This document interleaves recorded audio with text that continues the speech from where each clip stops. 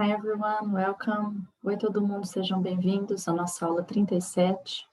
Nós vamos ver aqui, eu vou fazer um share screen com vocês para nós visualizarmos a nossa aula. Vamos lá.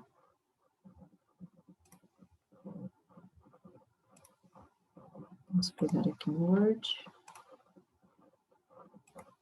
Ok, aula 37.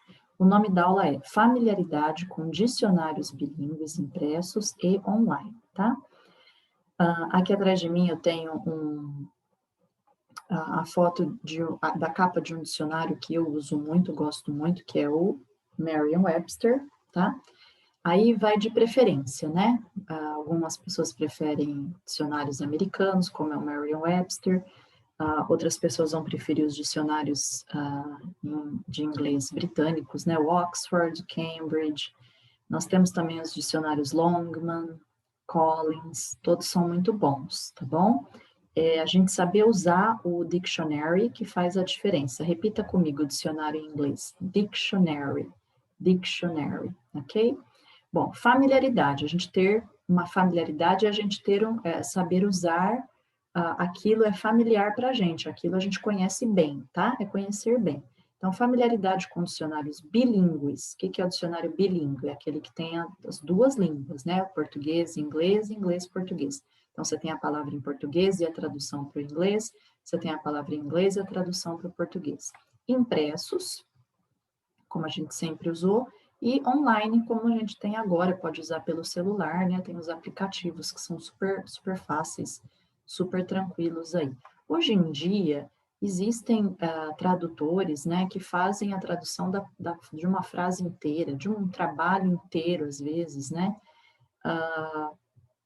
Isso pode ser feito, tá? Não há problema para você economizar tempo, né? No caso de uma pessoa que conhece o inglês, por exemplo, você pode utilizar essa ferramenta para ganhar tempo, mas depois você tem que fazer uma revisão para ver se aquele tradutor não fez nada errado, né? Não tá uma frase estranha ali que ele montou, porque não é um ser humano fazendo, é um robô. Então, a gente precisa dar uma revisada e corrigir alguns errinhos que tem ali, né? A pessoa que não conhece inglês, nada, pode também utilizar os tradutores numa emergência, né? Mas sempre sabendo, tendo ciência de que você está usando algo que pode conter erros ali, tá certo? É para uma emergência mesmo. Para um serviço bem feito, é bom você fazer com uma pessoa de verdade, né? Ou você mesmo, com o seu conhecimento. Bom, também há aqueles aplicativos hoje em dia que traduzem na hora, né? Oralmente, você fala uma frase em português, ela fala em inglês e vice-versa. Tudo isso, todos esses recursos são válidos. Mas, quando a gente precisa de uma tradução perfeita, sem sombra de dúvidas que aquilo está perfeito, e além da tradução, a gente pode querer dar uma estudada na palavra, né? Às vezes, para analisar qual palavra é melhor, é, é um estudo um pouco mais aprofundado. Qual é a classe gramatical? Quais são os sinônimos daquela palavra que eu posso usar para não repeti-la demais no meu texto? Qual é a forma plural daquela palavra, se é regular ou irregular? Se o tempo verbal, no caso de verbos, se é regular e irregular, quais são as formas, né, irregulares? Então, você tem várias informações ali, além do significado, no dicionário, impresso ou online. Agora, tem pessoas que batem o olho no dicionário e não entendem nada que está escrito ali, mesmo que estiver escrito em português. Por quê? Tem muitas abreviações, muitos símbolos, né? E isso, o próprio dicionário às vezes traz, tá? O que significa cada símbolo, como usar o dicionário. Principalmente os dicionários escritos, eles sempre trazem instruções de como você usar. E é legal saber, tá? Então, vamos ver o que propõe, o que essas atividades aqui propõem. Então, vamos lá, vamos começar. Number one, na figura a seguir, essa aqui, ó, você pode entender o que cada parte da explicação do dicionário significa. Não é necessário copiar essa foto, tá? Com as palavras aqui, não precisa copiar nada disso, tá certo? Apenas as palavras na lista à direita. Isso aqui você precisa copiar, é o exercício em si, tá? Do número 1 ao 9. Então, copia os títulos, copia o enunciado do exercício e copia isso aqui, tá bom? Então, esse é o primeiro. O primeiro exercício é só você copiar isso aqui. Por que que isso aqui é importante e interessante? Porque ele vai te explicar o que que cada parte significa. Então, por exemplo, você vai no number one, que é aqui. Entrada. Então, a entrada é a palavra em si que você está procurando, tá? Collect.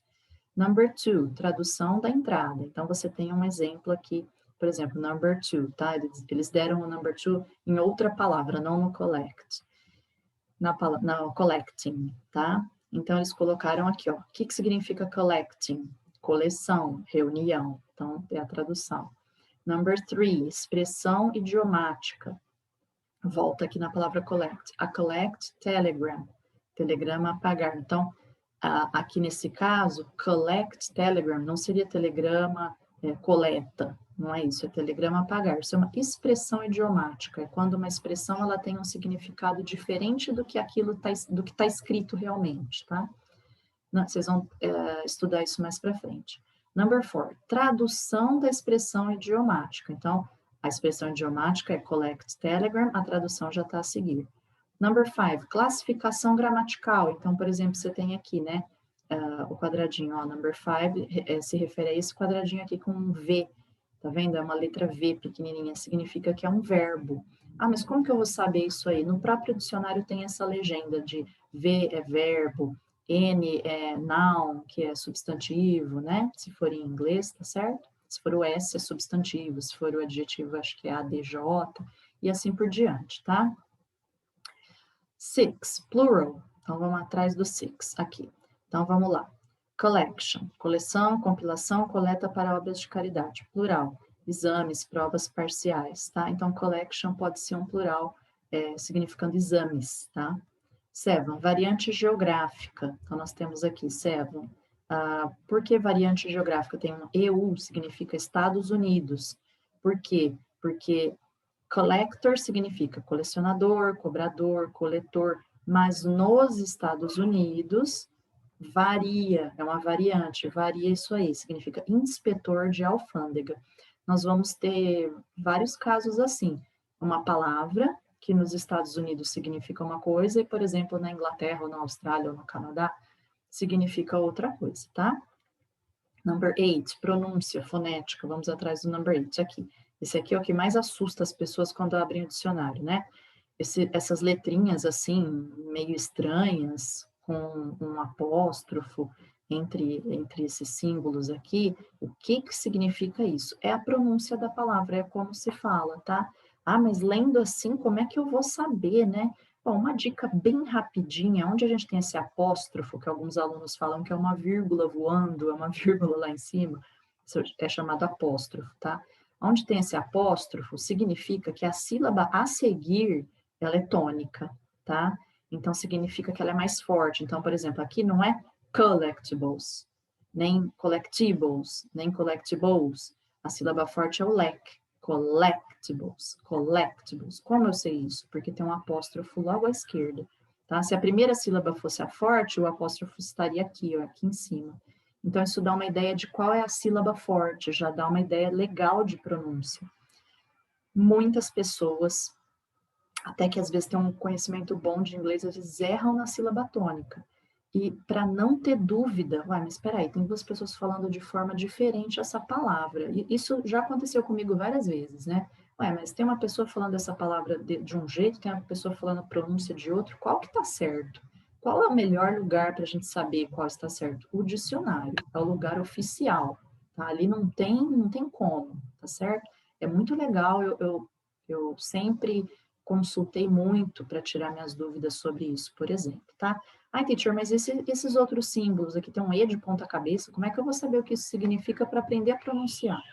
Tudo isso está no próprio dicionário. Então, o que eles fazem? Eles pegam esses símbolos, fazem tipo uma legenda do que cada um significa. Eles pegam palavrinhas comuns que todo mundo conhece e dão exemplos do que significa aquele som, aquele símbolo, tá? É tranquilo. Sempre sob a supervisão, a ajuda de um professor te orientando ali, tá bom? E um dia você vai adquirir sua independência ali e vai sozinho. Number 9, campo de uso do verbete. Então, a gente tem aqui collectibles. Number 5 é nós temos aqui classificação gramatical, um outro exemplo, ó, S, né, provavelmente substantivo, né, como está traduzido, então as classes gramaticais estão em português, tá bom? Por exemplo, esse A aqui tem um outro 5 aqui, tá vendo, ó? Esse A é adjetivo, esse S já é substantivo.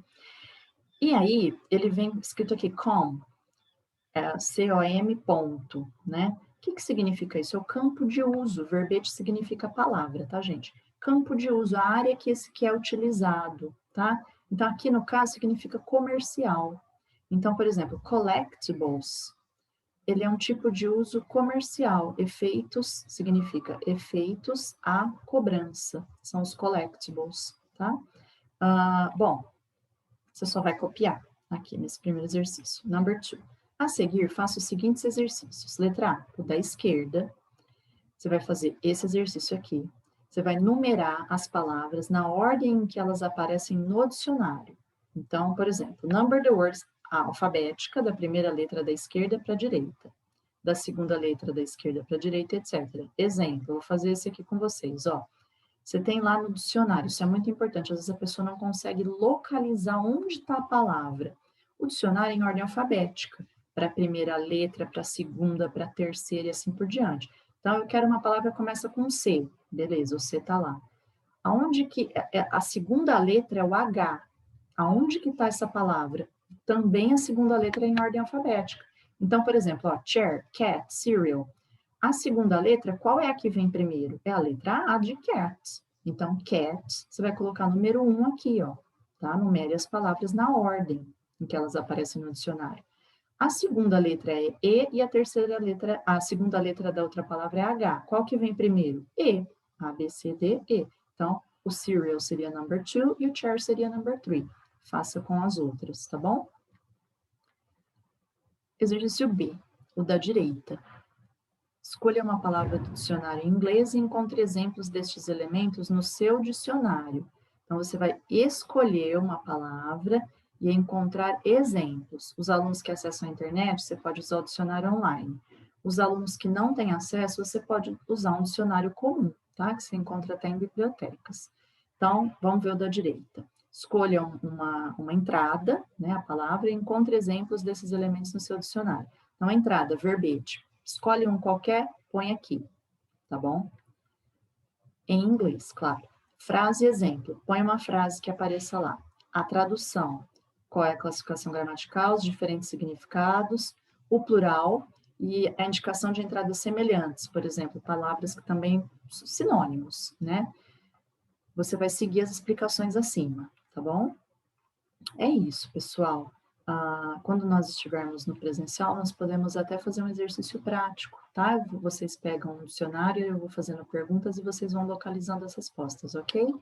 Bom, é isso. Vamos dar um stop share. Qualquer dúvida, entre em contato pelos canais oficiais aí, ok? Bye, bye. See you.